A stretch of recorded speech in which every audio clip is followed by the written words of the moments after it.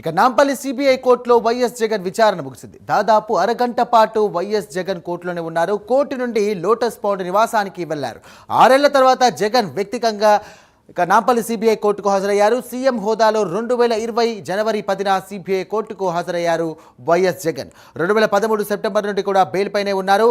అక్రమ ఆస్తుల కేసులో నాంపల్లి సిబిఐ కోర్టుకు హాజరయ్యారు వైఎస్ జగన్. ఇదే అంశానికి సంబంధించి మరిన్ని డీటెయిల్స్ అందించడానికి మా కరెస్పాండెంట్ అజీం సిద్ధంగా ఉన్నారు. అజీం, చెప్పండి, దాదాపుగా చాలా రోజుల తర్వాత కూడా వైఎస్ జగన్ సిబిఐ కోర్టుకు హాజరయ్యారు. ఎలాంటి వాదనలు జరిగినట్టుగా తెలుస్తోంది, అలాగే అక్కడ కార్యకర్తలు కొంచెం అత్యుత్సాహం ప్రదర్శించినట్టుగా కూడా తెలిసింది.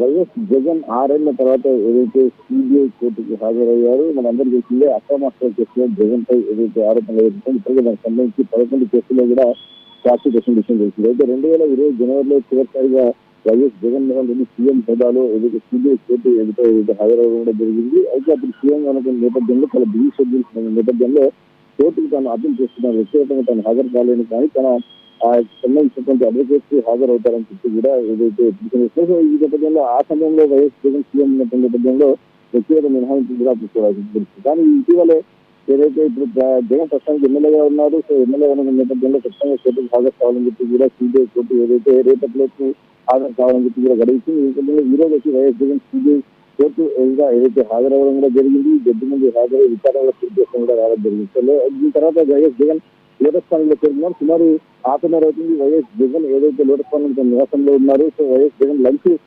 చేసిన తర్వాత సుమారు 1:30 గంటల ప్రాంతానికి లోటస్ పాండ్ నుంచి బేగంపేట ఎయిర్పోర్ట్ కి బయలుదేరాలనే విషయం కూడా మనకు తెలిసింది. మధ్యాహ్నం 2 గంటల తర్వాత బెంగళూరు ఎయిర్పోర్ట్ నుంచి ప్రత్యేక విమానంలో బెంగళూరుకి కూడా ఏదైతే ఎయిర్పోర్ట్ చేరుకుంటారో తెలుసు. అయితే మనం చూసినట్లయితే వైఎస్ జగన్ కి అభిమానులు అయితే అటు ఎయిర్పోర్ట్ బేగంపేట ఎయిర్పోర్ట్ లో కావచ్చు, నాంపల్లి కోర్టు వద్ద కావచ్చు, అలాగే లోటస్ పాండ్ ఇంటి దగ్గర కూడా ఏదైతే అభిమానులు అయితే పెద్ద ఎత్తున వచ్చారు. సో సీఎం జగన్ జగన్ అనుకుంటూ నివారణ చేస్తున్నారు. 2029లో రప్ప అనుకుంటూ కూడా పోస్ట్ చేసిన పరిస్థితి.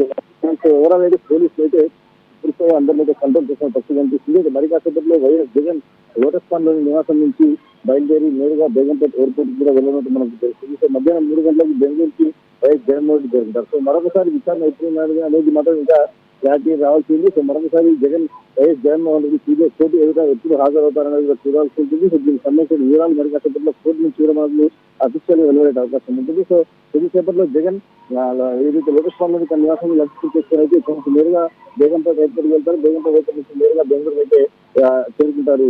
సాయిరామ్. Thank you Azeem.